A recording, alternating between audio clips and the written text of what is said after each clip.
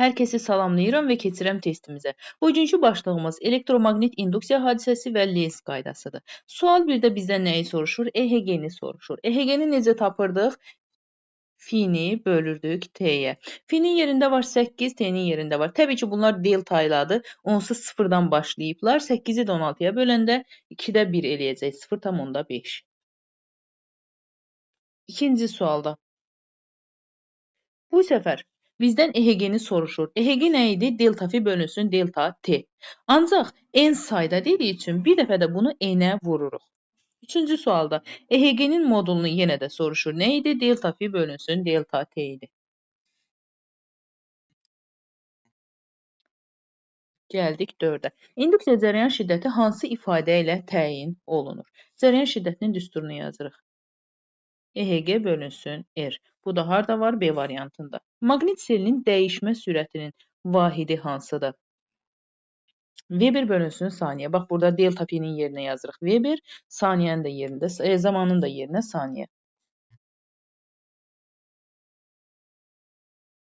V-ni bölürük saniyəyə. Bu bizə nəyi verir? Bu bizə verir maqnit selinin qiymətini. Weberi saniyə böləndə isə bu bizə verəcək EHG-ni. EHG harda var? C variantında. 8-də sarğacdan keçən maqnit selinin dəyişmə sürəti 5 dəfə azalarsa EHG necə dəyişər? Biz bilirik ki, EHG selin dəyişməsi ilə düz asılıdır. Delta fi bölünsün delta T-yə əsasən. Əgər selin dəyişmə sürəti 5 dəfə azalarsa, deməli EHG də neyniyər? 5 dəfə azalar. 9-da EHG-ni tapmaq üçün nə edirik? Delta fi-ni bölürük delta T-yə. Delta fi nəyə bərabərdir? Sondan başlanğıcı çıxırıq. Qalır 12. Delta T elə 0-dan 3-ə qədər gəlib 3. Bu da bizə verəcək 4 B variantı. Digər sualda EHG ilə deməli maqnit selinin dəyişməsini soruşursa, bu da A variantı düz asılı olacaq bayaqdan yazdığımız düsturlara əsasən. Baxaq 11-ə. Qapalı konturda yaranan induksiya cərəyanının maqnit sahəsi bu cərəyanı yaradan xarici maqnit selinin dəyişməsinə əks təsir göstərirsə, bu olacaq Lens qaydası. Baxırıq 12-ci suala. Baxın, biz bilirdik ki, bax bu həlqəyə əksinə işləyəcək. Necə? Əgər bax bu maqniti həlqəyə biz ona yaxınlaşdıranda o bizdən qaçacaq. Deməli, maqnit neyniyər? Bircə dəqiqə üfüqi vəziyyətdə alır, sükun maqnitdən itələnər.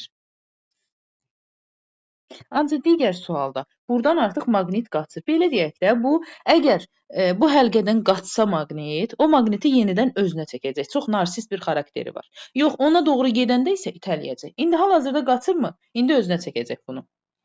Özünə çəkər hardadır? Maqniti cəzb edər A variantı. 14-ə gəldik. Yenə də buna doğru hərəkət elədiyi üçün itələyir. İtələmə harda var? Elektromaqnit induksiya hadisəsi. Hadisəni soruşulmuş bircə dəqiqə. Burada da nədir? Elektromaqnit induksiya hadisəsi. B variantı. 16-ya baxaq. Verilmiş keçirici konturda maqnit selinin dəyişmə sürəti 2 dəfə azalarsa, EHG də neyniyər? 2 dəfə azalar. Çünki maqnit selinin dəyişmə sürəti ilə düz asılıdır. O da oldu B variantında. 17-də cərəyan şiddətini dəyişmə sürəti 3 dəfə artarsa, konturda yaranan induksiya cərəyan şiddətini. Baxaq.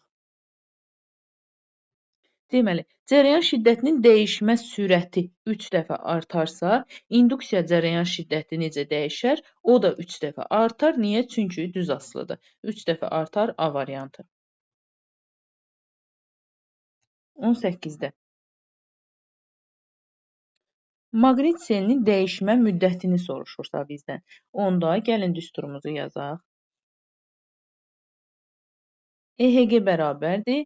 Delta fi bölünsün delta T-yə. Bizdən də bax bu delta T-ni soruşursa nə edirik? Delta fi-ni bölürük EHG-yə. Delta fi bölünsün EHG-də harda var? C variantında. 18-ci suala baxaq. Qapalı keçirici konturla hüdudlanan sərhəddən keçən maqnit selinin zamana görə dəyişməsi nəticəsində bu konturda elektrik cərəyanının yaranması hadisəsi necə adlanır? Elektromaqnit induksiya hadisəsi. Baxın, belə deyək də, dəyişmə nəticəsində yaranan cərəyan söhbəti varsa, belə kodlaşdırın. Dəyişmə nəticəsində varsa, elektromaqnit induksiya deyəcəyik buna. 20-yə baxırıq. EHG ilə B induksiyanın arasındakı münasibətə. Onda bunu necə yazırıq? EHG bərabərdir. Delta fi bölünsün T deyildi, delta T. Buradan fi-ni də B ilə əvəz eləsək, fi-nin yerinə nə yaza bilərik? BS kosinus alfa. Və bura yazarıq B, S kosinus alfa. Ona görə fi ilə B düz asılı olduğu üçün EHG də B ilə düz asılı olmuş olacaq. C variantı.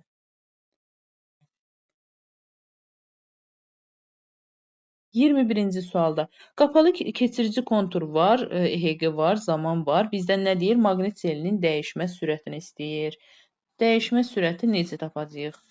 Delta fi bərabərdir. EHG vurulsun delta T-yə. Əgər kəmiyyətlər bir-birinə vurulursa nə edirik? Fiqurun sahəsinə baxırıq. Qəti şəkildə götürüb, bax, buradakı 4-ü 6-ya vurmayın. Çünki burada istənilən mövzuda, yəni mövzu nə olursa olsun, bax, buradakı qrafikdəki kəmiyyətlərin hasilini axtarırıqsa, onda fiqurun sahəsinə baxırıq. O da eləyir 6 vur 2-dən 12 D variantı. Gəldik burada. Baxın, bu fi-ni biz sürət kimi düşünə bilərik. Daha doğrusu, bax, bu tənliyi. Sürət harda yerləşirdi? T-nin qarşısında. Bax, bu EHG-ni elə fərz edin ki, bax, bu bir sürətdir. Baxıram, T-nin qarşısında nə var? 3 var. Deməli, EHG nədir? 3-dür. Və kvadratik T yoxdursa, deməli, EHG sabit qalacaq, dəyişməyəcək. O da hansıdır? Y variantıdır. Baxıram 23-cü suala. 23-cü sualda fi-ni bizə verib və bizə cərəyan şiddətini soruşursa, necə eləyirik? Demək, baxıram, elə düşünək, elə fərz edək ki, bax, bu fi yol düsturudur. Əgər fi artırsa və xətti artır, parabolik artmırsa, deməli, cərəyan şiddəti sabit qalacaq. Bu da sabit qalan yalnız D variantında var. Gəlirəm 24-ə. Burada isə baxıram ki, fi neyniyir? Azalır. Fi azalırsa, cərəyan şiddəti yenə də neyniyər? Sabit qalar. 25-ci suala baxaq. Baxıram ki, bax, buradakı deməli, cərəyanın induksiyası hansı istiqamətdə yönələr. Baxın, bax, bu delta fi bölünsün delta T sıfırdan böyük qiymət alır. Sıfırdan böyük qiymət aldığı üçün deməli, belə bir şey deyim də sizə. İnduksiya ki var, bax, bu induksiya, maqnit sahəsinin induksiyası hər zaman zəifin yanında olur. Güclüdən qaçır. İndi bu deyir ki, onsuz da sən artırsan, sıfırdan böyüksən. Ona görə də onun əksinə hərəkət eləyəcək. Yəni, o istəyir ki, bir dənə güclü özü olsun. Ona görə güclüləri itir də, belə deyək. İndi bu güclü olduğu üçün, bax, bu induksiya elə bir istiqamətdə olmalıdır ki, onun tərsinə. Baxın, indi bu induksiya aşağıdırmı? Bu onun tərsinə olacaq. Yuxarıya doğru 1 götürürük. İndi gəlirəm 26-cı suala. 26-cı sualda nə edirik? 26-cı sualda artıq zəifdir. 0 bundan böyükdürsə, zəifin yanındadır. Zəiflə eyni istiqamətdədir. Bax, əgər bu induksiya aşağıdırsa, bu da aşağıya doğru olmuş olacaq. O da oldu B variantı. 27-yə baxaq. Bax, EHG-ni yenə nə kimi düşünürük? Sürət kimi düşünürük. Fi-ni də yol kimi düşünürük.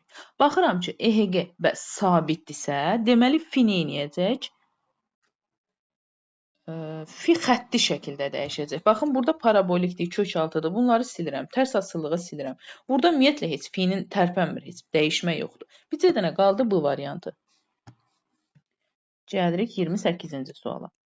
28-ci sualda EHG aşağıda sabit qalırsa, deməli, indi gəlin variantlara baxaq. Buradakı variantlar uyğun deyil. Bax, belə bir şey deyim də sizə. Gözləyin, 28-i yaxınlaşdırım mən. Bax, əgər EHG aşağıda düz xətlidirsə, sabit. Bu demək ki, elə düşünün ki, sürət sabit olanda yol necə olurdu? Xətti artırdı. Ancaq bu aşağıdadırsa, sürət yuxarıda olacaq. Yəni, bunu yuxarıda sürət deyirəm. Fi yuxarıda olacaq. Bax, görürsünüzmü? Xətti şəkildə artır götürürük. İndi gəlirik 29-cu suala.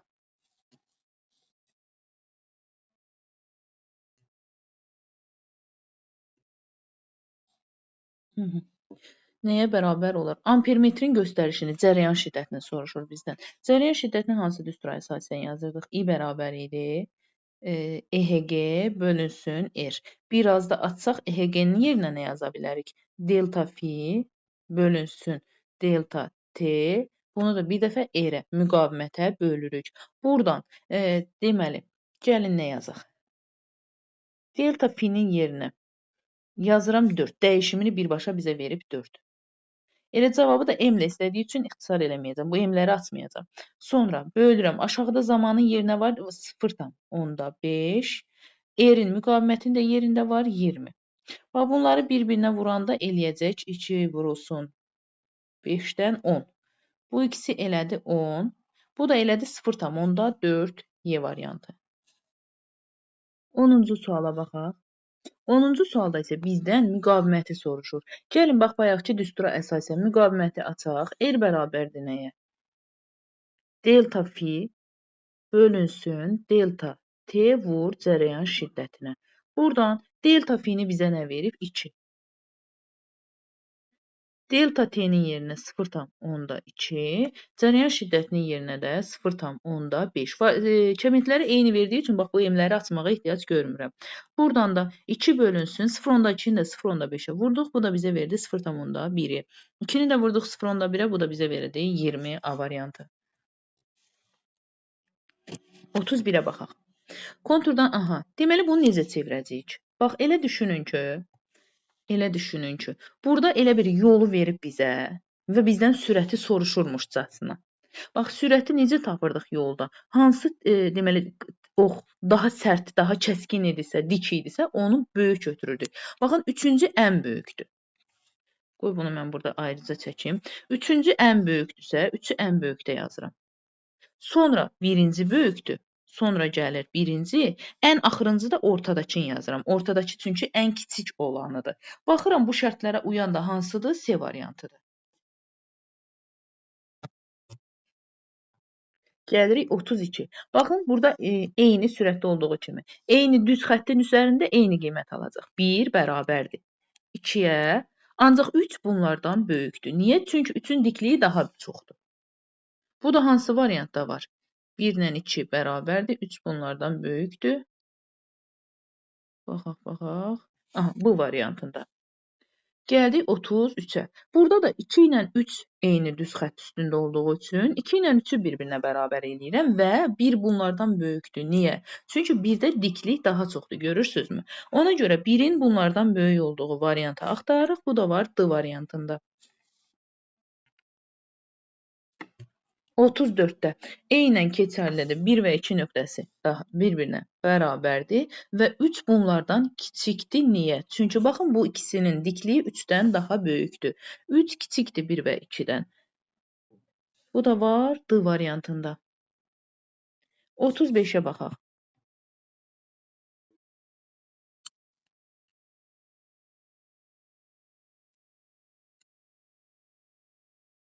35-də. Qapalı keçirici konturu kəsən maqnit selinin zamandan asılı qrafiki verilmişdi. Əla. Qrafikin AB nöqtələrinə uyğun zaman anlarında induksiya. Deməli, AB intervallarındakı EHG-yə baxmalıyıq. Birinci gəlin A üçün EHG-yə baxaq. EHG A bərabərdir nəyə? Delta fi bölünsün delta T-yə. A üçün delta fi nədir? Delta söhbəti varsa burada bircə dəqiqə. A üçün delta fiyə baxırıqsa, neyniyib? Sondan başlanğıcı çıxırıq. Moduldan söhbət gedir deyə, yəni bu mənfiyə baxmayacam. 30-dan 24-ə gəlib. Onda fi nəyə bərabər olub? 30-dan 24-ü çıxdıq. Nə qaldı? 6. T-ni isə bizə 5 veribdir. Bu oldu EHG A. İndi gəlirəm EHG B-yə baxmağa. B intervalı üçün baxıram. Bax burada. İndi neynirik? Bax, sondan başlanğıc. 30-dan 18-i çıxanda nə qalır? 12. Bölürəm. Zamanı mənə nə veribdir? 10. Və bunları ixtisar gedəndə burada qalır 6, burada qalır 5. Və baxıram ki, hər iki variant üçün, hər iki nöqtə üçün EHG-nin qiyməti bir-birinə bərabərdir. Ona görə D variantını götürə bilərik. Gəlirik 36-cı. Belə deyək də, indi mən bunun birini sizə yoxlamaq üçün elədim. Ancaq Bayaqkı bax, qrafiklərə əsasən də bilməliyik ki, eyni bir düz xətt üzərində EHG onsuz da bir-birinə bərabər olacaq. Necə ki, yolun qrafikində eyni düz xətt üzrə sürətləri bir-birinə bərabər götürürdükmü? Bax, eyni onun kimi. Burada da eyni bir düz xəttdirsə, deməli EHG bir-birinə bərabərdir. Bunu heç ayrı-ayrılıqda yoxlayıb tapmağa ehtiyac yoxdur. İndi mən bir dəfə yoxladım ki, tam əmin olasınız, səbəbini biləsiniz, ancaq ona ehtiyac yoxdur. Gəlirəm 37-yə. 37-də EHG-nin hansı daha böyükdür? Dikliyi daha çox olan. Baxın, 3-ün dikliyi daha çoxdur. Bir-birə yayılmışdı üfüqi vəziyyətdə. Ancaq 3 daha dikdir. Yəni biz baxırıq sinusda böyük olanlara, belə deyim sizə, dik olanı. O da hansı böyükdür? 3, sonra gəlir 2, sonra gəlir 1. 3, 2, 1-in olduğu variantı axtarırıq və bu bizə D variantını verir. Davam edək. 38-də ən dik hansıdır? 3, sonra 2, sonra 1. Yenə də 3, 2, 1. Y variantı.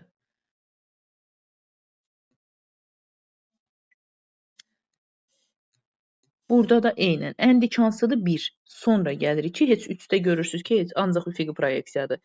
1, 2, ona görə də 3-də 0 götürəcəm. 1, 2 böyük olacaq 2-dən. 1 böyük oldu 2-dən, 3-də 0, C variantı. 44-cü suala baxaq. 40-a daha doğrusu 44 nə idi?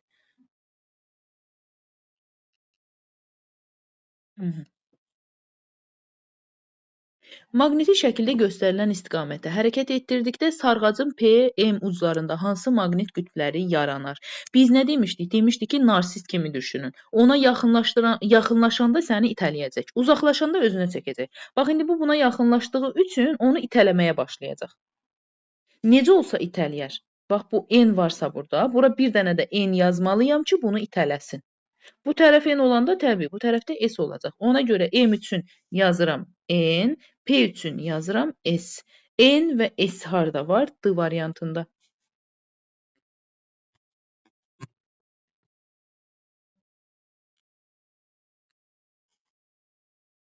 Baxaq, burada isə artıq uzaqlaşır. Uzaqlaşırsa nə edəcək? Peşman olub özünə doğru çəkəcək.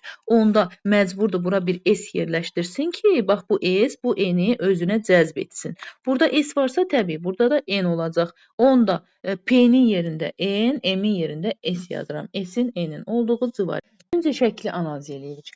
Baxıram ki, bax bu ortadakı maqnit sağ tərəfə doğru hərəkət edirsə, onda birinci həlqə nə edir? Onu özünə doğru çəkər. Yəni ona yaxınlaşar ki, belə deyək də, onu özünə doğru. Qoy elə çək, işarə elə göstərmən yaxşısı. Onu özünə doğru çəkir. İkinci həlqə nə edir? Baxıram, ikinci həlqəyə yaxınlaşır. İkinci həlqə onu özündən itələyər. Çünki özünə doğru istəmir də, itələyər. Davam edək. Sonra başlayaq variantlara. İnduksiya cərəyanı yaranar. Baxın, onsuz da induksiya cərəyanı hər halda yaranacaq. Çünki hərəkət var burada. Bunu atdıq ortaya. Sonra halqa maqnit tərəfindən cəzb olunur. Nə zaman cəzb olunur? Əgər bundan qaçsa 1-ə. Halqadan keçən maqnit seli artar. Nə zaman halqadan keçən maqnit seli artar? Bax, bu ikinci halda. Bunu da buraya yazırıq. Sonra halqa sağa doğru hərəkət edər. Onsuz da hər iki halqa sağa doğru hərəkət edəcək. Çünki biri bu maqnitə yaxınlaşmaq üçün, biri də maqnitdən uzaqlaşmaq üçün hər halda hər ikisi sağa doğru hərəkət edəcəklər. Bu da oldu, sağa doğru hərəkət edər. 4-ü ortaya atdıq. Bu da harda var? A variantında var. Gəlirik 43-cü suala. 43-cü sualda variantlarımızın bir əksər qismi buradadır. Gəlin neyniyək? Halı yazaq əvvəlcə. Baxın, indi eyni bayaqçı şəkildir. Bu sadəcə olaraq necə baş verir? Burada sol tərəfə doğru hərəkət edir. Gəlin indi burada şəkli formal olaraq göstərək. Bu birinci həlqə olsun. Bu da ikinci həlqə olsun. Maqnit bu səfər sol tərəfə doğru gedir. İndi davam edək. İnduksiya cərəyanı yaranır. İnduksiya cərəyanı onsuz da yaranır. Ona görə nə edirik? Bunu ikisinə də atırıq. Biri ortaya atdıq. Sonra davam edək. Halqa maqnit tərəfindən dəf olunur. Nə zaman dəf olunur? Bax, bu birinci halda. Bu birdir, bu iki. Niyə? Çünki maqnit ona yaxınlaşır deyən, o onu uzaqlaşdırmaq istəyir. Narsistik xarakteri var axı. Ona görə dəf ediri yazıram bura. Sonra halqadan keçən xarici maqnit seli azalar.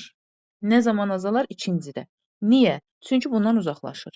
Gəlirəm son. Halqa sola doğru hərəkət edər. Onsuz da hər iki halqa sola doğru hərəkət edəcək. Birinci bundan qaçmaq üçün, ikinci buna özünə çəkmək üçün. Hər ikisini də yazıram bura. Belə bir şey deyim də sizə. Ümumiyyətlə, iki halqanın ikisi də maqnit istiqamətində hərəkət edəcəklər. Maqnit hansı istiqamətə gedirsə o istiqamətdə. Belə götürə bilərsiniz. 2, 1, 4, 3. 2, 1, 4, 3. C variantı. Gəlirik 44-cü suala. Qapalı keçirici kontur sabit V bir sürətlə sağa doğru hərəkət etdirilirsə, kontur sağa doğru hərəkət etdirilir.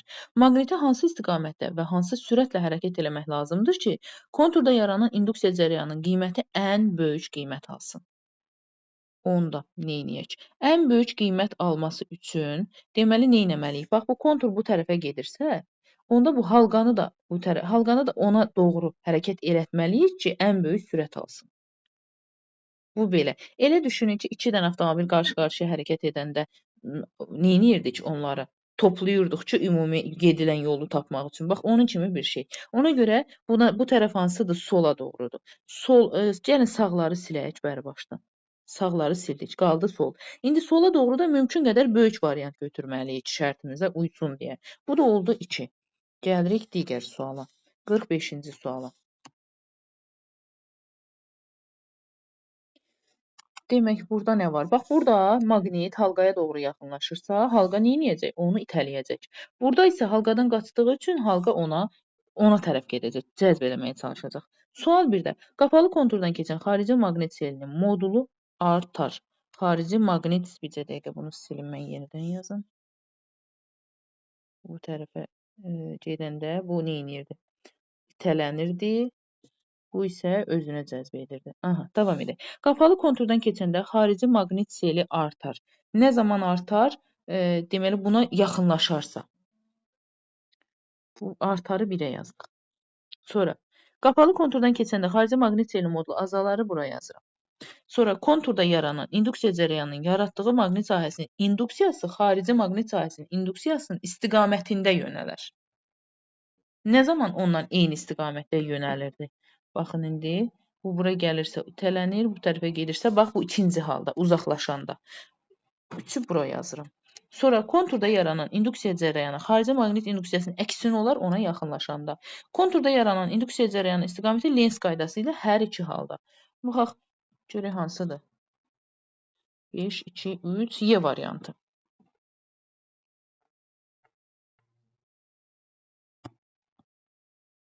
Qırx 6-cı suala baxaq. Eylerven diaqramına uyğun bəndlərə baxırıq. Aha. Deməli, baxın, bu sarğacı neyniyik? Yaxınlaşdıranda. Gəlin əvvəlcə yaxınlaşdıraq bunu bura. Bunu bura yaxınlaşdıranda neyniyəcək? İtələmə baş verəcək. Onda məcburdur ki, maqnitin bu qütbü də S olsun ki, bu S-i itələsin. Bu qütbü də N olacaq. Bu belə. İndi gəlin bunu düzək. İki hissəsində, iki hardadır? Hə, öndə. İki hissəsində maqnit N qütbü yaranar. Yox, biz tapdıq ki, S qütbü yaranır. Onda bax, biri bura atıram. İkini isə bura atıram. İnduksiya cərəyanı yaranır. Təbii ki, hər halda onsuz da induksiya cərəyanı yaranır. Bir hissəsində maqnitin N qütbü yaranır. Bəli, bir hissəsində N qütbü burada var. Bir hissəsində S qütbü isə burada var. Bu variantları da düzərsiz, götürərsiniz. Gəlirik bura. 47-ci suala. Demək ki, nə deyir bizə? Əvvəlcə gəlin yaxınlaşdıraq. Yaxınlaşdıranda da bizə kifayət eləyəcək. Burada N var deyən, yaxınlaşdıranda neynir? İtələyir də özündən. Onda məcburdur, bu da bura N yerləşdirsin ki, onu qəşəngcə itələyə bilsin. Başlayaq. İki hissəsində maqnit N-dir. Bəli, bunu bura atıraq. İki hissəsində S-dirsə, bunu da əks tərəf atacağıq təbii ki. İnduksiya yaranır, onsuz da yaranar. N qütbü, deməli, bir hissəsində S hardaydı? Birincidə.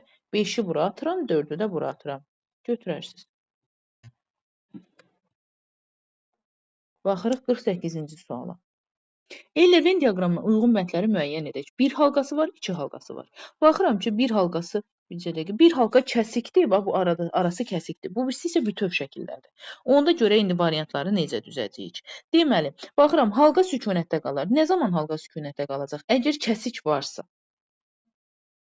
Halqa maqnitdən itələnər. Nə zaman? İkinci halda. Çünki burada halqa bütöv şəkildədir. Maqniti ona daxil elədiyimiz üçün o maqniti neyniyəcək? İtələməyə çalışacaq. Sonra halqada induksiya cərəyanı yaranar. Nə zaman bütövdürsə, kəsik deyilsə. Halqada induksiya cərəyanı yaranmır. Nə zaman? Birinci halda. Sonda halqadan keçən maqnit seli artır. Sel onsuz da artır, hər ikisini yaza bilərik. Gəlirik 49-cu suala. 49-da nə yazırıq? Deməli, baxaq, halqa sükunətdə qalar. Nə zaman? Kəsik olarsa. Kəsik hansındadır? Birincidə. Halqa maqnitə doğru cəzb olunar. Nə zaman? İkinci halda. Niyə? Çünki maqniti ondan uzaqlaşdıranda bu da onu özünə çəkməyə çalışacaq. Sonra halqada induksiya cərəyanı yaranmaz kəsik olanda, induksiya cərəyanı yaranar bütöv olanda, halqadan keçən maqnit seli azalar, hər iki halda azalacaq, çünki bunu maqniti uzaqlaşdırırıq. Uzaqlaşdırırıqsa sel azalacaq hər ikisində. Ancaq yaxınlaşdıranda artır, belə deyim. Sonra 10-cu saniyənin sonunda konturda yaranan EHG-ni hesablayın. EHG-ni nə kimi düşünürdük biz burada? Sürət kimi düşünürdük. Fərz edək ki, bu da bizim bir yol tənliyimizdir. Onda son sürəti necə tapırdıq? V bərabər idi, V0 üstə gəlsin AT ilə tapırdıq. Burada heç yadıma düşmür, onu nə edirik ki, biz törəmə ilə də tapa bilərik də burada. Törəmə ilə də 2 vurulsun 2-dən 4, V1 4, 40. Bu da olacaq 40. Törəmə ilə də tapa bilərsiniz və yaxud da ki, gəlin belə bir şey də deyim. Baxın, indi bu düsturla da elə gedə bilərsiniz. E-nin təcili hərəkət kimi. Məsələn, V0 harda yerləşirdi? V0 görsən T-nin qarşısında. Baxıram ki, T yoxdursa, deməli V0 da yoxdur. Onda son sürət bərabərdir A T-yə, düzdür? A harda yerləşirdi? Baxın, bu T-nin qarşısında və əmsalı 2-yə vururduq. A-nın yerinə 4 yazıram, onun da yerinə 10 yazıram. Zamanın da yerinə 10 yazıram, bizə 40 verir. Belə də eləyə bilərik və yaxud da ki, elə törəmə ilə də gedin də. Məsələn, törəmə, bax bu tənliyin törəməsini aldıq, elədimi 4. Zaman da 10'du mu? 4T elədi də, daha doğrusu. Zaman da 10'du mu? 4'ü də vurdum ona, elədi 40. Necə rahat elə işləyir. Gəlirəm burada. İndi mən yenə də törəmə alacağam. Dediyim kimi siz bir-bir yoxlaya da bilərsiniz. Törəmə aldım, elədi 4. Düzdür? 3-cü saniyə deyirsə 4 vurulsun 3-dən eləyəcək 30. Bircə dəqiqə. Maqnit selin zamanı Fiberovun qanunu ilə dəyişir. 3-cü saniyənin sonunda konturda yaranan induksiya EHG-sini necə tapırıq? Deməli, 4 vurulsun 3-dən 12. Niyə 4-ü 3-ə vurub 30 aldım ki mən? Hə, üzürlü sayın 12. 52-yə baxırıq.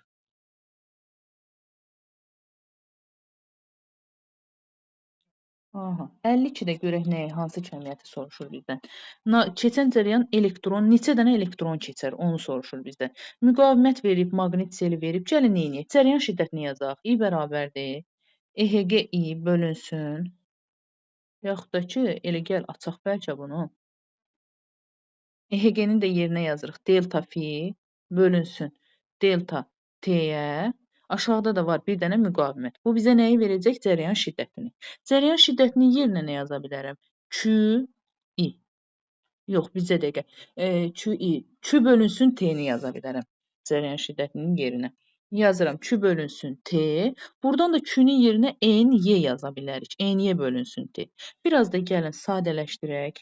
Delta fi bölünsün delta T vurulsun R. Bərabərdir N-Y bölünsün T-yə. Buradan T-lər ixtisar gedəndə bizdən nəyi soruşur? Neçə dənə olduğunu, N-i soruşur. N-i tapmaq üçün bu N-i Y-ni bu tərəfə bölmə kimi atıram. Bu da bərabər olur. Delta fi bölünsün Y vurulsun R müqavimət. Gəlin indi düsturumuzu da bir-bir yerinə qoyaq tapaq.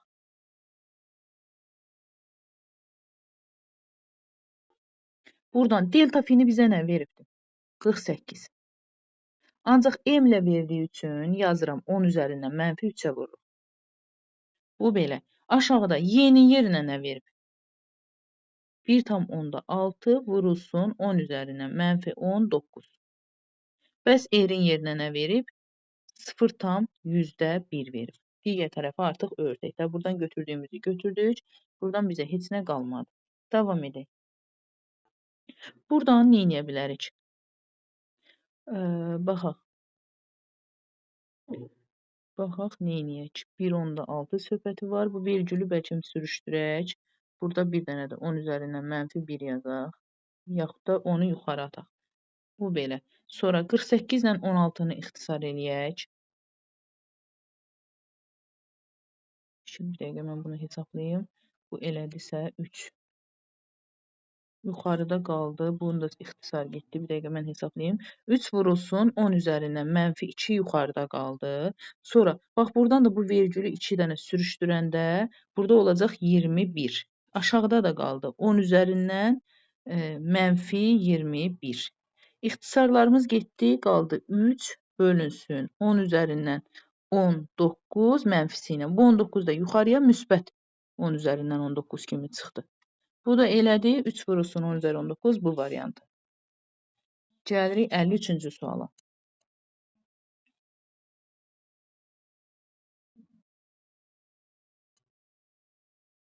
Baxaq, müqavimət verilib, keçincə elektronlar keçir. Neçə dənə elektron keçir? Yenə də bir-bir gəlin açaq. Cərəyan şiddəti bərabərdir. Delta fi bölünsün delta t.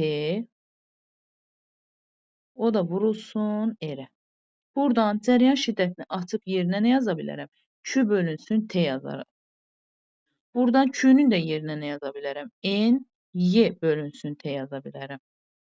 Buradan bizdən nəyi soruşur? N-i soruşur. N-i tapmaq üçün nə yazıram? N bərabərdir.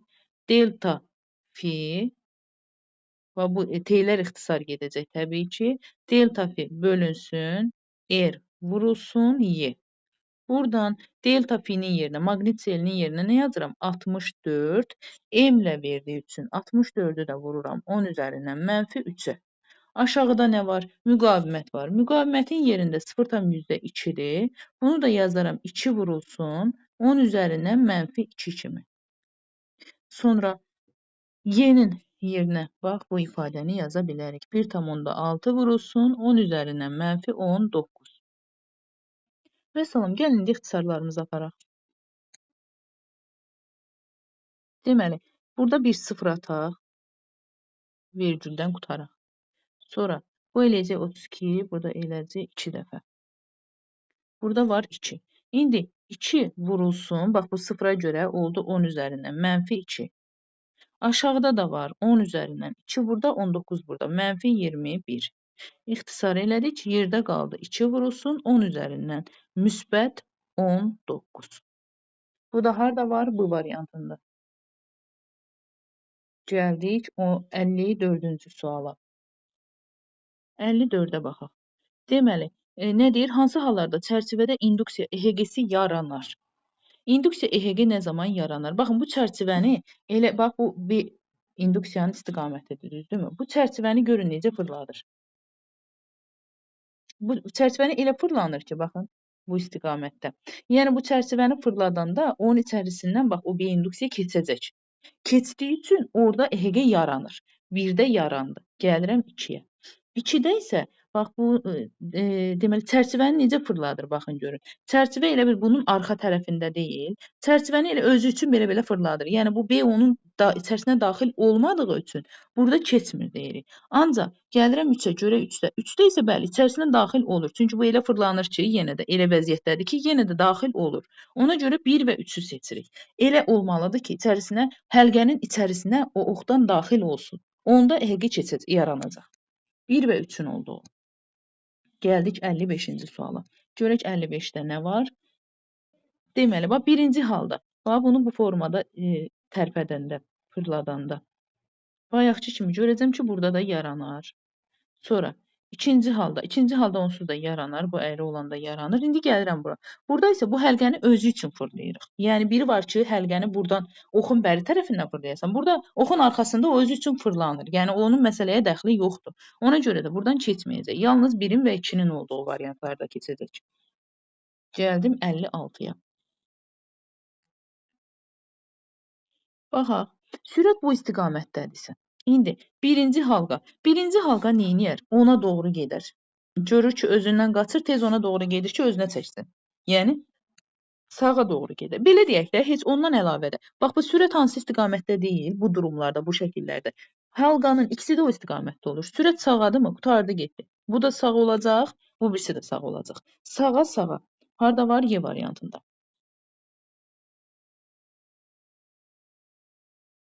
Burada bir şey var. Bunu mən gözdən qaçırtmışam. Bu kəsikdirmi? Bir dəqiqə mən baxım bunu oxuyum. Hə, bu kəsikdir.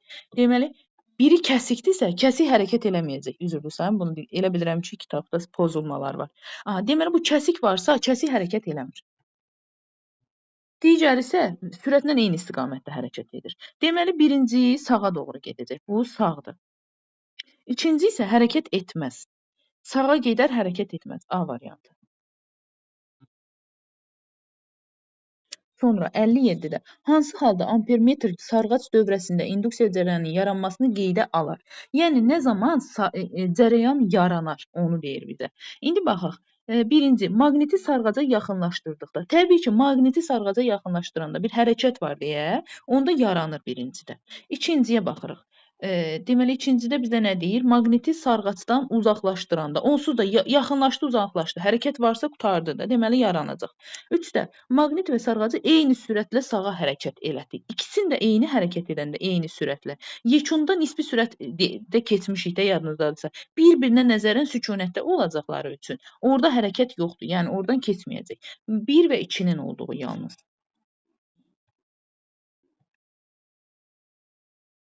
58-ə baxaq. Naqil çərçivə sabit sürətlə biznes maqnit sahəsinə daxil edilir və oradan çıxarılır. Çərçivədə yaranan induksiya elektrik EHG-si qüvvəsinin zamandan asılı qrafiki hansıdır? Əvvəla birinci bunu daxil eləyirik ya. Daxil eləyəndə başlayacaq cərəyan yaranmağa. Bunu yaranar götürək bircə dəqiqə. Yaranar sadəcə necə? Harda yaranar ona da baxaq. Çərçivədə yaranan induksiya. Deməli, birinci halda bunu daxil eləyəndə induksiya cərəyan yaranar və artar. Niyə? Çünki axı daxil olanda sürət ora artırdı. Artar olanda da EHG harda olurdu? Bugün çəkək də. Deməli, EHG sıfırdan aşağıda olurdu. Sonra ortada olanda onsuz da daxilindədir də, vəziyyət dəyişmir, sabit qalırdı, sıfırda qalırdı. Elə ki, buradan çıxırdı, çıxanda yerin yaranır. Bu səfər neynir? Cərəyan azalır. Sel azalır. Azaldığı üçün EHG müsbətdə davam etmiş olacaq. Bax, bu vəziyyət harda var? C variantı. 59-a baxaq. 59-da sualda bizdən nəyi soruşur? İlk öncə baxıram. EHG-ni soruşur. Gəlin tez EHG-nin düsturunu yazaq. EHG bərabərdir delta fi bölünsün delta t-yə. Ancaq burada bir say da verib deyən, bunu da bir dəfə saya vururuq. Bərabərdir. Və baxıram ki, kəmiyyətlərin içində B induksiya var. Onda nə edirik? Bax, bu fi-ni açırıq, eləyirik B, S, kosinus alfa, N qalır, bölürük delta t-yə. Buradan kosinus alfanın yerinə 1 yazırıq. Niyə? Çünki perpendikulyar söhbəti var. Onda yerdə qalır nə B, S, N, aşağıda da var delta t. Gəlin bircə-bircə yerinə qoyaq. B-nin yerinə nə yazaq? 4. S-in sahənin yerinə 0,5. Sarğacın sayının yerinə 8, t-nin yerinə 2. Buradan da ixtisarımızı apardıq. Bu da bizə verəcək 0,8. 60-a baxaq. Baxaq. Sabit maqnit təsiri ilə qapalı keçirici konturda yaranan induksiya cərəyanının istiqamətini müəyyən etmək üçün Lens qaydası hansı ardıcıllıqla tətbiq olunmalıdır? Əvvəla birinci nə edirik? Xarici maqnit induksiyasının istiqamətini müəyyən edirik. Birinci götürdük bunu, qarşısına 1 yazaq. Sonra nə edirik? Maqnit seyli haqqında baxaq görək artırmı, azalırmı? Bircə dəqiqə artır, azalır harda var? 4-də. Bura 2-ni buna yazırıq. Sonra indi nə edirik? Həmin o azalan, artan induksiyanın istiqamətini müəyyən edirik. İstiqamət. Müəyyən elədik. Bu da qaldı. Burada 3-cü və nəhayət axırıncı da onsuz 1 olacaq. Deməli, gəlir 2, 3, 4, 1. 2, 4. 2, 4, 3, 1. Y variantı. Sonra gəldik 61-ci suala. Sualda bizə nə deyir? Sualda bizə deyir ki, verilmiş qapalı keçirici konturdan keçən maqnit selinin dəyişməsi şəkildə kimi təsvir olunub və qrafikin hansı hissələrində induksiya EHG-si yaranmır. O da baxırıq, harda EHG yaranmır? Sabit qalanda. Görürsünüzmü? Baxın, Burada sabit qalıb, bir də burada sabit qalıb. Yəni burada hərəkət yoxdur, deməli EHG də yoxdur. Onda bu da var, 1 və 3-ün olduğu. Gəlirəm 62-yə. Sabit maqnit və qapalı keçirici kontur verilmişdir. Hansı hallarda konturda induksiya cərəyanı yaranar? Baxaq. Birincisi, sabit maqniti sükunətdəki kontura yaxınlaşdırma varsa, bəli, yaranar. İkincisiyə baxırıq. Sabit sükunətdə uzaqlaşdırma, ümumiyyətlə hərəkət var da, yaxınlaşıb, uzaqlaşıb, fərqi yoxdur. Hər ikisini götürə bilirik. 3-ə baxırıq indi. Kontur eyni sürətlə, hər ikisi eyni sürətlə sağa və ya sola gedirsə, bunu götürə bilmərik. Çünki ikisi də eyni sürətlə, eyni istiqamətə gedir deyə, orada nisbi sürətləri sıfıra yaxınlaşır. 5-ə baxırıq. Kontur və maqnit bir-birinə, ikisini də olsun, bir-birinə yaxınlaşdıranda yeniləşən hərəkət olur, problem yoxdur. 1, 2, 5. 63-ə baxaq.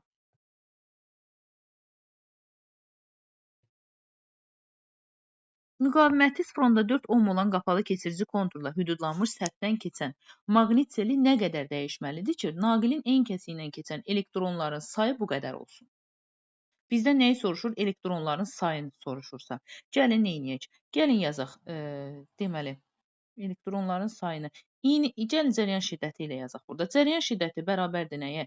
Q vurulsun Y-yə. Deməli, Q bölünsün T-dən. Q bölünsün T-yə. O da bərabərdir. Q-nin yerinə nə yazaram? N, Y bölünsün T. Bunun da cəryan şiddətinin də düsturunda nə var idi yadımıza salaq? Cəryan şiddətinin düsturu necə idi? EHG bölünsün R kimi idi. Burada EHG-nin yerinə yazıram delta fi bölünsün T, R-i saxlayıram. Bax, bu cəryan şiddətində yerinə gətirib bunu yazıram. Yazırıq delta fi bölünsün T, R. Buradan T'lər ixtisar gedir. Bizdən də nəyi soruşurdu? Bizə dəqiqə. Bizdən də soruşurdu sayı. Eni soruşurdu. Eni tapmaq üçün nə edirik? Götürürük bu delta fini. Yeni bura bölmə kimi atdıq. Bölürük Y-yə, bir də R-ə. Və bu qədər. Baxaq indi. Finin yerinə nə yaza bilərik biz? Finin yerinə nə yaza bilərik? Qapalı keçirici seli nə qədər dəyişməlidir ki, naqilin en kəsiyindən keçən elektronların sayını verib bizdən elə bax bu fini soruşur. Sualı mən doğru oxumamışam. Onda fini tapmaq üçün nə edirik? Deməli, n, y-ni vurmalıyıq r-ə. Bərabərdir. N-in yerində nə yazıram? Sayın yerində. Bax bu ifadəni. 5 vurulsun 10 üzərindən 18. Onu da vururam y-yə. Y-nin yerinə bu ifadəni yazıram. 1,6 vurulsun 10 üzərindən mənfi 19. Bir dəfə də onu vururuq R-ə, müqavimətə. 0,4-ə. Buradan görək baxın. Bax, bunları ixtisar elədik. Yerdə qaldı 10 üzərindən mənfi 1. 5-i vururam 0,4-ə, eləyir 2. 2-ni də vururam 1,6-ya. Onda deməli, buradan nə baş verəcək bircə dəqiqə? 2-ni də vurduq. Bu mənfi də burada aşağıya doğru getmiş oldu. Bu da elədi 0,32. Gəlirik sonuncu məsələyə. Görək burada bizdən nəyi soruşur. Burada bizdən elektronların sayı verib. Yenə də maqnit seli nə qədər dəyişməlidir. Baxın, bayaqki düstura əsasən yazıram ki, fi bərabər idi. N, Y, R. Buradan N'in sayın yerinə yazırıq. 6 vurulsun 10 üzərindən 18. Y'nin yerinə yazıram 1,6 vurulsun 10 üzərindən mənfi 19. R'in yerinə yazıram 0,5. Buradan bunlar ixtisar gedir. Mənfi 1 qalır aşağıda. 10 qalır aşağıda. Sonra 6-nı vurduq elədi 3. 3-ü də vurduq 1,6-ya böldük. Bu da elədi 0,48.